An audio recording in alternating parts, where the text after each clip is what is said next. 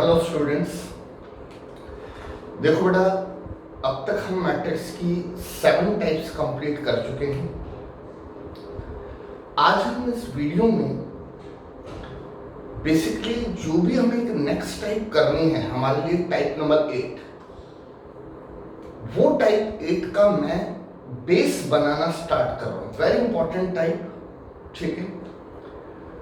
But उस type के लिए हमारे बेसिक्स को स्ट्रांग होना जरूरी। इतनी आसान टाइप नहीं कि चलिए मैं हेडिंग डलवाऊं टाइप 8 और क्वेश्चन शुरू करते हैं, ठीक है। बेसिकली मैं आपको इन शॉर्ट बता दूं कि हम टाइप नंबर 8 में किसी भी मैट्रिक्स का बेटा इनवर्स निकालना सीखेंगे, ठीक है। बट कैसे क्या होगा ये सारी चीजें अभी बात की बात है। आपको पहले से रिलेटेड कुछ बेसिक्स में एक तरफ से बताना शुरू कर, ठीक है। तो जैसा कि बेटा इस वक्त आप बोर्ड पे देख रहे हैं, हेडिंग डली हुई है ट्रांसफॉर्मेशन ऑफ मैट्रिक्स, राइट। तो चलिए शुरुआत यहीं से करते हैं। तो आप हेडिंग डाल, अभी छोड़ दीजिए टाइप 8 वगैरह, बाद में आएंगे उस पर, पहले बेसिक्स। तो हेडिंग डाली होता है ट्रांसफॉर्मेशन ऑफ मैट्रिक्स, किसी भी मैट्रिक्स की ट्रांसफॉर्मेशन, ठीक है। चलिए अब सुनो जरा ध्यान से। ट्रांसफॉर्मेशन का मतलब होता है उसमें कुछ चेंजेस लाना। जैसे कि आपने सुना होगा इलेक्ट्रिसिटी में वर्ड होता है ट्रांसफॉर्मर, क्या करता है? इलेक्ट्रिसिटी की वोल्टेज चेंज करता है, राइट। तो उसी से क्या बना हुआ है? ट्रांसफॉर्मेशन। ट्रांसफॉर्मेशन मतलब किसी मैट्रिक्स में चेंजेस लाना। बात आती है क्यों भाई चेंजेस क्यों लाएं? उस मैट्रिक्स का इनवर्स निकालने के लिए। अच्छा कैसे, वो अभी बेटा बात की बात है, ठीक है, कि इनवर्स कैसे निकालेंगे, आएगा वो सारी चीजें। बट पहले क्या जरूरी है कि हमें यह पता होना चाहिए कि how to transform any matrix. किसी मैट्रिक्स को हम ट्रांसफॉर्म कैसे कर सकते हैं। पर्पस क्या है? इनवर्स निकालना, ठीक है। और उसके लिए बेटा थोड़ा सा वेट करना पड़ेगा, ठीक है। अब मैं आपको एक लैंग्वेज लिखवाता हूं, लैंग्वेज बेटा लिखना शुरू कीजिए। देयर आर, इसी हेडिंग के नीचे ट्रांसफॉर्मेशन ऑफ मैट्रिक्स के नीचे लिखना शुरू कीजिए। There are 6 operations, there are 6 operations और कमांड्स और इंस्ट्रक्शन। एक ही चीज के बेटा 3 नाम, ऑपरेशन, कमांड, इंस्ट्रक्शन। तो देयर आर 3 ऑपरेशंस और कमांड और instructions to transform any matrix, to transform on any matrix, full stop. Out of these 6 commands, out of these 6 commands, 3 are related to rows, 3 are related to rows and 3 are related to columns। 6 commands हैं जिनमें से 3 command related to रो हैं और 3 command related two column है, ठीक है। Next line लिखेंगे, the commands related to rows are, the commands related to rows are। अब इसके नीचे बेटा 3 कमांड में लिखने जा रहा हूं, उनको एक बार कॉपी करो, ठीक है। कॉपी करो, जब तक आप नोट करेंगे थोड़ा सा क्लियरिटी नहीं आएगी, अभी थोड़ा सा बेटा वेट करना पड़ेगा, सारी चीजें क्लियर हो जाएगी, ठीक है। तो कमांड्स में पहली command RI, are capital R के साथ स्मॉल आई ऐसे छोटा सा बना दो नीचे इधर। RI टेंड्स टू, इस एरो को आप क्या पढ़ोगे? Tends to RI plus KRJ। पहली कमांड क्या है? RI tends to RI plus KRJ। दूसरी command RI tends to KRI। अभी सब बताता हूं। RI tends to KRI। और तीसरी कमांड है RI इंटरचेंज। सिंगल एरो को हम क्या बोलते हैं? Tends to. डबल एरो को क्या बोलते हैं? इंटरचेंज। RI interchange RJ। ठीक है, थोड़ा सा बेटा वेट करो, सब समझ आएगा। नोट कर लिया? अब इसके नीचे लिखिए वेयर के, बात आती है के क्या चीज है? आर फॉर तो रो समझ आ गया। वेयर के is any non zero constant. के बेटा कांस्टेंट है बट वो जीरो नहीं ले सकते आप, ठीक है? तो मैंने क्या बोला? वेयर के is any non zero constant, ठीक है? और इसके नीचे लिखिए आई एक सिंपल नंबर डिनोट कर रहा है, 1 2 3 में से कुछ भी हो सकता है। जे ये भी नंबर 1 2 3 में से कुछ भी हो सकता है, ठीक है? यहां तक समझ आ गया? अच्छा, अब कर ले बेटा यहां तक नोट। अब मैं तीनों कमांड्स के बारे में वन बाय वन बताना शुरू करता हूं, ठीक है, कि इनको अप्लाई कैसे करते हैं, और फिर ये भी देखेंगे इनके साथ साथ कि कौन सी कमांड वैलिड है और कौन सी कमांड इनवैलिड है। मतलब देखो सिंपल सी बात है कि हमें अपनी बेटा लिमिट पता होनी चाहिए।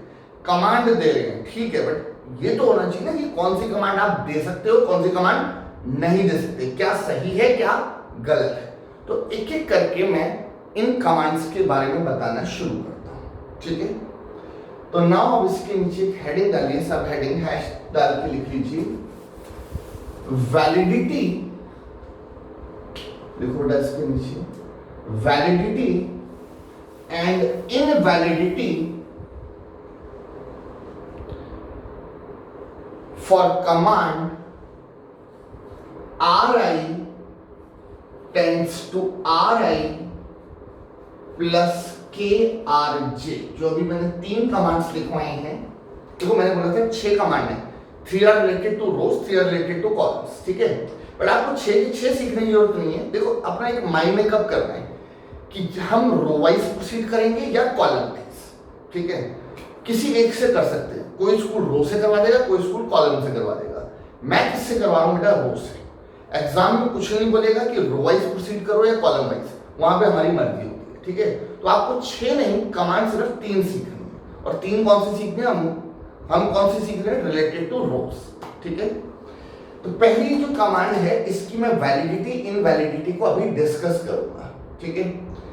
बट इससे पहले कि वैलिडिटी इनवैलिडिटी डिस्कस करूं, मैं कुछ चीजें बेटा एक बारी बोर्ड पे समझा रहा हूं, ठीक है? आई थिंक इसको नोट भी करने की जरूरत नहीं। जो नोट करने वाली चीज होगी आएगी मैं बताऊंगा अभी तो बस सिर्फ आप बोर्ड पर समझ लो इसको, ठीक है? देखो अभी आप सपोज मैंने एक मैट्रिक्स दिया 2 5 3 7 6 1 5 4 8, ठीक है? आपको पता है हॉरिजॉन्टली रोज होती हैं, वर्टिकली कॉलम। एक बार मैं आपको बता दूं, जैसे ये है फर्स्ट रो है, तो इसको डिनोट करने का तरीका क्या होता है? R1, R रो 1 मतलब फर्स्ट रो। ऐसे बेटा सेकंड रो को क्या लिखोगी? R2, थर्ड रो को क्या लिखेंगे? R3, ठीक है? कॉलम वाइज भी हम कर नहीं रहे, ऐसे बता दूं कि ये क्या हो गया? C1, ये क्या हो गया? C2, ये क्या हो गया बेटा? C3, ठीक है? बट हमारा मतलब फिलहाल रो से है, तो R1, R2, R3, ठीक है? चलिए अब मैं एक कमांड लगाता हूं। कमांड समझिए जैसे एक इंस्ट्रक्शन, ठीक है? जैसे कंप्यूटर में हम कमांड्स देते हैं, पूरा जो कंप्यूटर है किस पे वर्क करता है? कमांड्स पे वर्क करता है। तो ऐसी में कमांड दे रहा हूं, उसे आप कमांड बोलिए, इंस्ट्रक्शन बोलिए, ठीक है? कुछ भी बोल सकते हैं। तो चलिए मैं एक सपोज कमांड देता हूं R1 tends to R1 plus R2, ठीक है? क्यों दी मैंने कमांड? क्या सोच के दी? ये भी छोड़ दो, मैं तो सिर्फ अभी आपको बता रहा हूं कि हाँ मैंने कमांड दी, कमांड देने के बाद हम कैलकुलेशन कैसे करते हैं वो सिखा रहा हूं, ठीक है। अब जब आपने ये कमांड दी तो अब इसका मतलब आप क्या बोलना चाहते हैं कि ये जो R1 है टेंड्स टू का मतलब R1 बिकम्स, R1 हो जाएगी, क्या हो जाएगी, R1 प्लस R2, ठीक है। तो बेटा इस कमांड को देने के बाद ये मैट्रिक्स जरा देखिए कैसे ट्रांसफॉर्म करेगा। आपने क्या बोला, ये R1 क्या हो जाएगी, R1 प्लस R2, तो बेटा 2 प्लस 7 9, 5 प्लस 6 11, 3 प्लस 1 4, राइट। बताइए ये R1 becomes R1 plus R2, ठीक है। And no change in R2 and R3 because command is only for R1, ठीक है। तो जो R2 और R3 है बेटा इनको सेम मैं कॉपी कर देता हूं, 7 6 1 5 4 8, ठीक है। समझ आ रहा है कि कैसे दिया कमांड। चलिए एक कमांड और देते हैं। अब मैंने बेटा एक कमांड दी, मान लीजिए R2 tends to R2 minus R3। चलिए अब देखते हैं। पहली बात तो ये कि कमांड किसके लिए है, R2 के लिए, that's why no change in R1 and R3। R2 ये जो बेटा R2 है बिकम्स, R2 हो जाएगी, R2 माइनस R3। तो ये कमांड देंगे। अच्छा अब ध्यान देना, ये जो कमांड देंगे वो नए वाले मैट्रिक्स में देंगे, पुराने वाले में नहीं देंगे, नए वाले, ठीक है। पहली बात R2 के लिए तो no change in R1 9 11 4 same.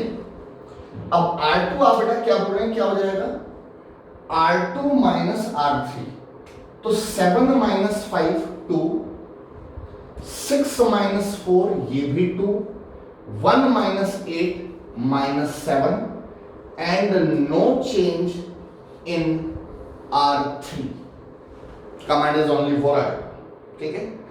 तो हो क्या रहा है, मैं कमांड्स लगाता जा रहा हूं और ये जो मैट्रिक्स ओरिजिनली था वो चेंज होता जा रहा है, ट्रांसफॉर्म होता जा रहा है, ठीक है। चलो एक और कमांड बेटा लगाते हैं। अब मैंने कमांड लगाई R1 tends to R1 plus 4 times of R3, ठीक है। R1 tends to R1 plus 4 times of R3। चलिए पहली बात तो ये कि ये कमांड बेटा किसके लिए है, R1 के लिए, ठीक है। ये वाली रो चेंज करनी है, ठीक है। No change in R2 and R3।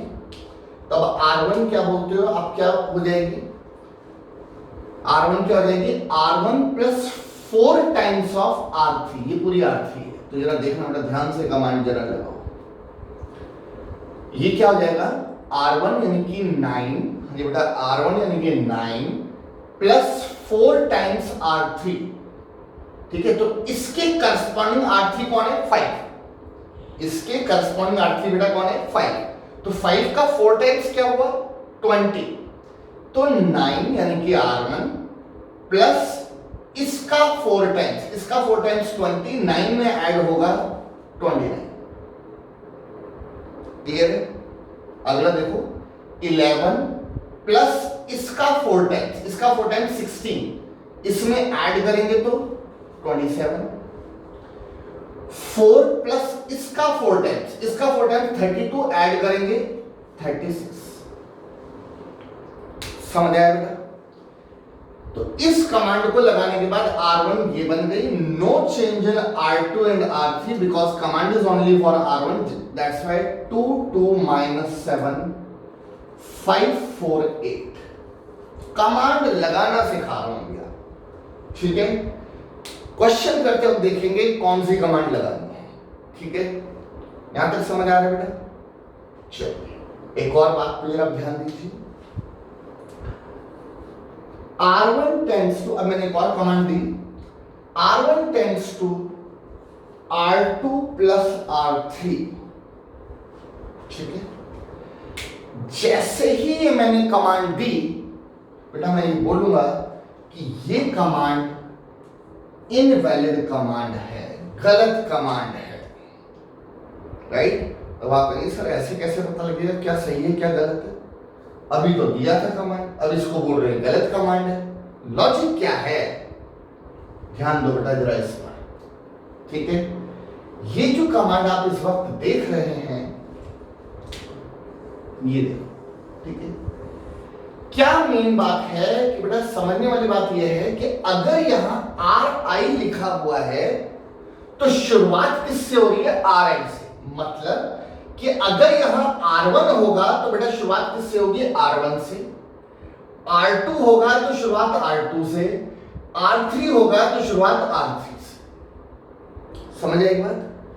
देखो R1 है तो शुरुआत R1 से, R2 है तो शुरुआत R2 से, R1 है तो शुरुआत R1 से, R1 है तो शुरुआत R2 से नहीं हो सकती। यहां I है तो यहां पर भी I लिखा हुआ है ना, तो यहां पे 1 है तो शुरुआत R1 से ही होनी चाहिए थी, अगर यहां R1 लिखा है। अंजी क्लियर है, आ रही मेरी बात समझ में? ऐसे ही अगर मैं आपसे बोलूं R2 tends to R1 plus R3, ये बेटा रॉन्ग कमांड है, गलत कमांड है। क्यों गलत कमांड है कि R2 है तो शुरुआत R2 से होनी चाहिए। क्लियर है, आ रही बात समझ में, राइट। और देखिए R1 tends to 5R1 plus R3, ये कमांड भी मैं मना करूंगा। देखो मेन बात यहां RI है तो बेटा शुरुआत सिर्फ RI से होती है।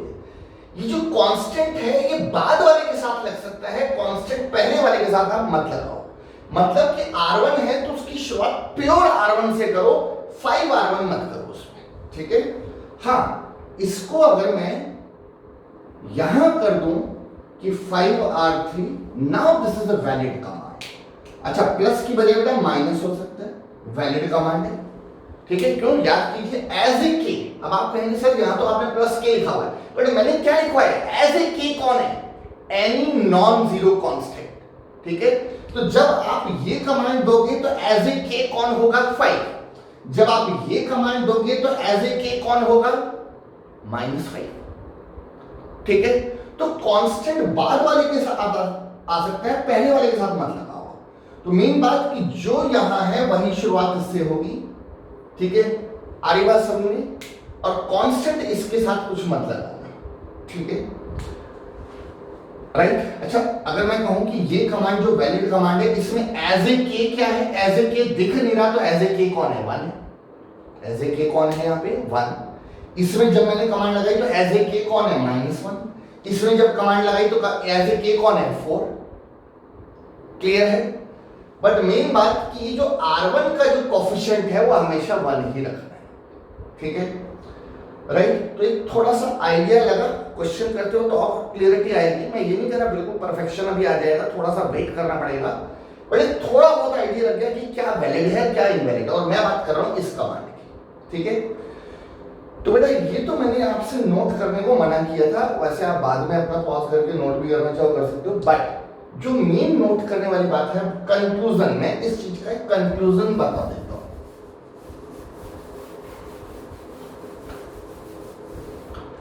तो इसके कंक्लूजन के लिए हम क्या करते हैं कि एक ऐसे बेटा पार्टीशन कर लो वैलिड, और एक तरफ लिख लेते हैं इनवैलिड कमांड। मैं इसकी बात कर रहा हूं कि इस रिलेटेड क्या वैलिड है और क्या इनवैलिड है।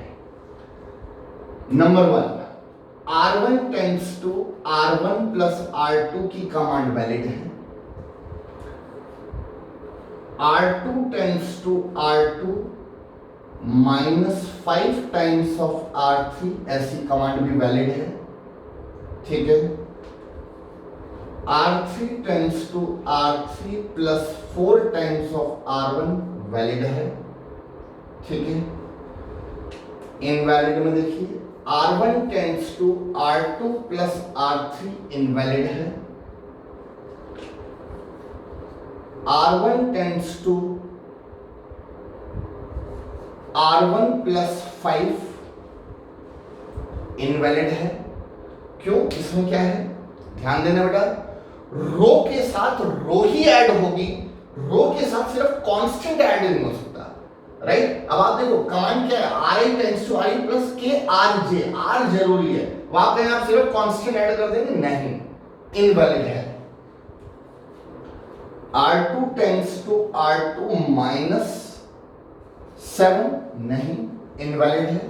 रो के साथ रो ही ऐड होगी या रो ही सब्ट्रैक्ट होगी, रो के साथ कोई कांस्टेंट ऐड या सब्ट्रैक्ट नहीं हो सकता। इसकी इनवैलिडिटी का रीजन समझ आ गया कि अगर यहां R1 है तो शुरुआत R1 से होनी चाहिए, ठीक है। तो थोड़ा बहुत आइडिया लगा, राइट। देखो बेटा मैं ऐसा नहीं कह रहा कि यही 3 कमांड वैलिड है, यही 3 कमांड इनवैलिड है। बात है इस तरह की कमांड वैलिड है और इस तरह की कमांड इनवैलिड है, तो एटसेट्रा एटसेट्रा, ठीक है, कि इस तरह की कमांड वैलिड है जो आप दे सकते हैं, इस तरह की कमांड इनवैलिड है जो आप नहीं दे सकते। क्लियर है? फर्स्ट कमांड का वैलिड इनवैलिड का आइडिया लग गया, ठीक है। नोट कर लो बेटा इस चीज को, क्लियर।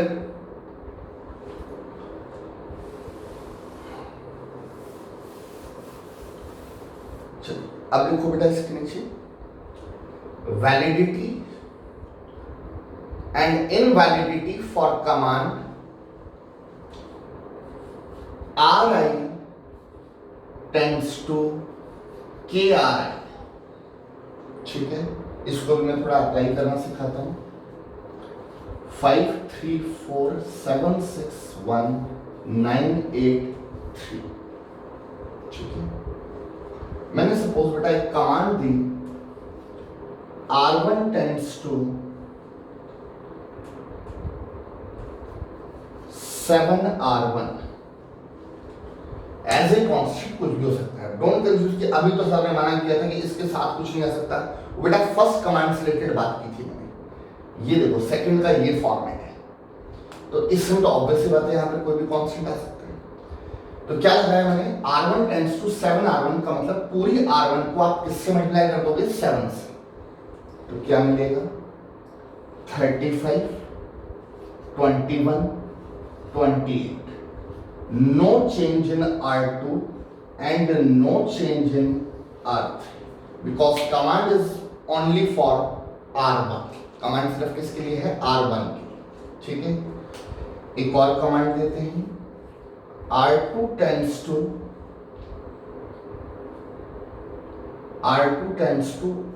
1/3 R2, ठीक है। तो आप कहेंगे सर फ्रैक्शन आ सकता है, यस बेटा मैंने क्या बताया था, k is any non zero constant, ठीक है। तो कांस्टेंट नेगेटिव हो सकता है, पॉजिटिव हो सकता है, फ्रैक्शन हो सकता है, बस जीरो मैंने मना किया, ठीक है।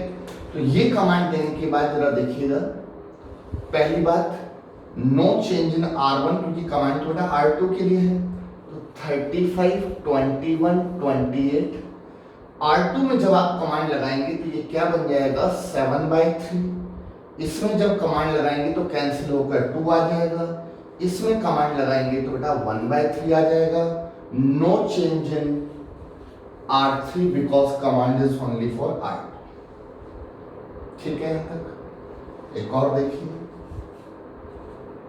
R1 टेंड्स टू 5R2, जैसे मैंने ये कमांड दी मैंने बोला बेटा ये इनवैलिड कमांड है, क्योंकि इनवैलिड में यहां आई है तो यहां पर भी आई लिखा हुआ है, मतलब यहां R1 है तो बेटा R1 आएगा, R2 है तो R2 आएगा, R3 है तो R3 आएगा, यहां R1 है तो यहां R2 नहीं आ सकता। समझ आ गई बात, क्लियर है? तो ये बेसिक आइडिया दे दिया, बट इसका भी मैं एक बार पार्टीशन करके आपको दिखा देता हूं, ठीक है।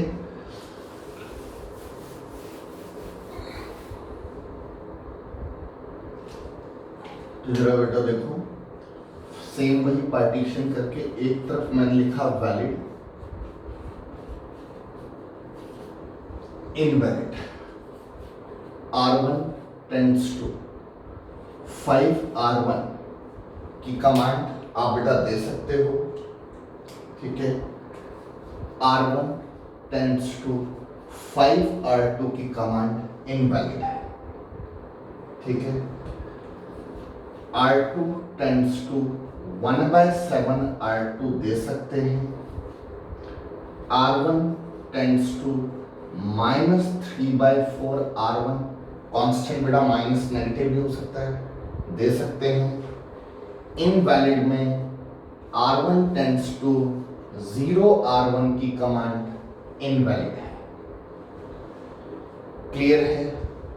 और ऐसे ही R1 tends to R1 into R2 की कमांड भी इनवैलिड है। ध्यान रखना, रो के साथ कोई कांस्टेंट मल्टीप्लाई होगा, रो के साथ रो मल्टीप्लाई नहीं हो सकती, ये कांस्टेंट होनी चाहिए, ठीक है।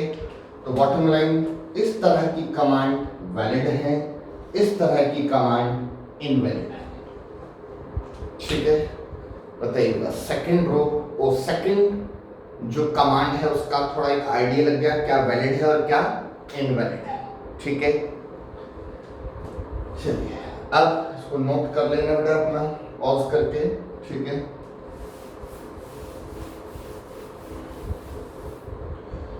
अब जरा तीसरी कमांड की बात करते हैं, ठीक है। तीसरी कमांड में वैसे मैंने देखा है ज्यादा इनवैलिड लगा ही नहीं पाओगे आप, उसमें ऐसी गलती होने के खास चांसेस नहीं होते हैं। तीसरी कमांड RI इंटरचेंज RJ, ठीक है। चलिए मैं अप्लाई करके दिखाता हूं। 5 1 3 4 7 6 9 8 4, ठीक है। मैंने एक कमांड दी R1 इंटरचेंज R2, ठीक है। चलिए मैं R3 से इंटरचेंज करता हूं। इसका मतलब कि ये जो R1 है वो R3 बन जाएगी और R3 जो है वो R1 बन जाएगी, इंटरचेंज, सिंपल सी बात है। तो इस कमांड को देने के बाद ये क्या कैसे ट्रांसफॉर्म करेगा, 984 476 अपनी जगह 5 1, ठीक है। बताइए बेटा कोई भी कमांड देने में कोई दिक्कत तो नहीं, राइट। बस ये ध्यान रखना कि ड्यूरिंग इंटरचेंज, अब देखो इसमें मैंने अभी आपसे क्या बोला था, इसमें मुझे कोई पार्टीशन करके भी नहीं दिखाने की क्या वैलिड है क्या इनवैलिड है, इसमें कोई गलती कर ही नहीं सकते आप। अब आप मेरे पास कभी ऐसी गलती करोगे कि R1 इंटरचेंज या R1, कोई पॉइंट ही नहीं ना इस बात का कि R1 को R1 से इंटरचेंज कर दिया। तो मेन बात कि यहां I है तो यहां I नहीं हो सकता अदर देन I, मींस अगर यहां R1 है तो इंटरचेंज R2 से होगा या R3 से होगा, R2 है तो इंटरचेंज R1 से या R3 से, R3 है तो इंटरचेंज R1 या R2 से, ठीक है। तो इसमें मुझे कुछ खास एक कंपैरिजन दिखाने की जरूरत नहीं है, बस एक आइडिया लग गया कि हाउ टू इंटरचेंज, ठीक है। ये कमांड हटा देते हैं, लगाने का कोई पॉइंट ही नहीं बनता, ठीक है। बताइए तीनों कमांड्स के बारे में आइडिया लग गया। क्वेश्चंस की बेटा वेट करना पड़ेगा, लाइव क्लास में मेरा पूरा फोकस क्वेश्चन पे ही होगा, ठीक है। बट अभी आप उसके सराउंडिंग बेसिक्स को सीखते हुए चलिए, ठीक है। हो गया बेटा, ट्रांसफॉर्मेशन का आइडिया लग गया, वैलिड इनवैलिड का आइडिया लग गया, इसको मायने में रखना, ठीक है। क्वेश्चन करते हो जरूरत पड़ेगी। फिलहाल आप एक चीज और सीख लो बेटा, एक हेडिंग डाल लो, रिजल्ट। मैंने लास्ट वीडियो में भी बोला था कि बीच बीच में मैं आपको कुछ रिजल्ट्स दूंगा, तो उन रिजल्ट्स का बड़ा तरीका यही है कि लिख लिया रजिस्टर पर, बाद में भी किसी भी कलर्ड पेन से या किसी भी other than blue, red pen, black pen, मतलब हाईलाइट करना, कभी भी रजिस्टर पलटो नजर आए कि अच्छा ये क्या रिजल्ट है, ठीक है।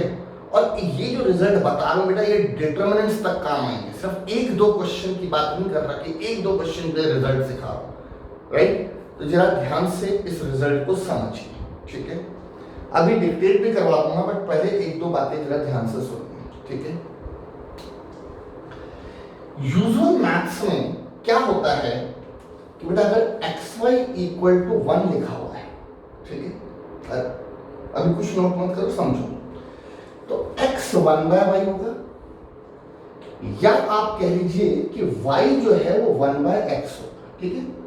यानी कि दो टर्म की मल्टीप्लिकेशन 1 है तो इसका मतलब एक टर्म दूसरे की रिवर्स है।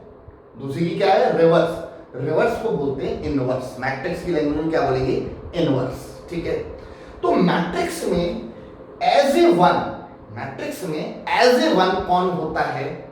आई, ठीक है। तो मेरा ये कहना है कि अगर कभी भी ए बी जो है वो बेटा किसके इक्वल मिले? आई के इक्वल मिले, ठीक है। दो मैट्रिक्स है। अच्छा, ये दोनों मैट्रिक्स बेटा क्या होने चाहिए? स्क्वायर मैट्रिक्स होने चाहिए, ठीक है। कैसे मैट्रिक्स हो? स्क्वायर। तो अगर दो स्क्वायर मैट्रिक्स की मल्टीप्लिकेशन आई के बराबर आए तो ऐसे टाइम में एक मैट्रिक्स जो है वो दूसरे मैट्रिक्स का इनवर्स कहलाता है। तो इस केस में मैं क्या बोलूंगा कि जो B है वो A का इनवर्स है, या यूं कह लीजिए कि A जो है वो B का इनवर्स है। आ रही मेरी बात समझ में? तो चलो बेटा जरा देखो, और अच्छा हाँ, लिखवाने से पहले एक छोटा सा पॉइंट और कि यूजुअली आपको ये सिखाया गया है कि A B is not equal to B, ठीक है। बट मेरा आपसे ये कहना है कि बेटा जब भी कभी ए बी आई के इक्वल आएगा, ये कंफर्म है कि उस वक्त बी ए भी किसके इक्वलेंट आएगा? आई के, ठीक है। Normally A B is not equal to B A, but if you get A B equal to I then you get B A equal to I also, ठीक है। यहां तक की बात समझ आ रही है? तो इन सारी बातों को मिला के मैं आपके लिए एक रिजल्ट तैयार करता हूं, ठीक है। तो अब लिखना शुरू करो। we know that comma generally AB is not equal to BA, ठीक है। थोड़ा सा टाइम कम है, बेशक आप बाद में से आराम से डिटेल में नोट कर लेना। We know that generally AB is not equal to BA, but if we get AB equal to I, if we get AB equal to I, then we get BA equal to I also. जब AB I आएगा तो then we get BA equal to I also, ठीक है ये वाली बात। तो next line में लिखेंगे it means A B equal to I equal to B. अगर ए बी आई है तो बी ए भी क्या होगा? आई होगा, ठीक है। क्लियर है? नेक्स्ट लाइन लिखेंगे when we get A B equal to I then matrix B is known to be inverse of matrix A। B जो है वो A का क्या कहलाएगा? इनवर्स कहलाएगा। and denoted by a to the power -1। इस चीज को आप कैसे प्रोनाउंस करोगे? a inverse. a कोई मैट्रिक्स है, पावर -1 को आप क्या पढ़ोगे? a inverse. तो मैंने क्या बोला कि अगर a b i के इक्वल होगा तो जो b है वो a का क्या कहलाएगा बेटा? इनवर्स, ठीक है। और a के इनवर्स को डिनोट किससे करेंगे? a की पावर -1, ठीक है। मैं इसको उल्टा भी बोल सकता था कि B A का इनवर्स है, मैं ये बोल सकता था कि A B का इनवर्स है। दोनों बातें ठीक है, पर मैं क्या लेके चल रहा हूं कि B A का इनवर्स है और B के A के इनवर्स को डिनोट इससे करेंगे, ठीक है। क्लियर है? तो नेक्स्ट लाइन लिखेंगे that is B equal to A inverse. B equal to क्या है? A inverse. नेक्स्ट लाइन लिखेंगे put B equal to A inverse, in equation 1। और equation 1 बेटा ये इसको मान लो equation 1। Put B equal to A inverse in equation 1। ये बेटा equation 1 में जब मैं वैल्यू डालूंगा तो मुझे क्या मिलेगा?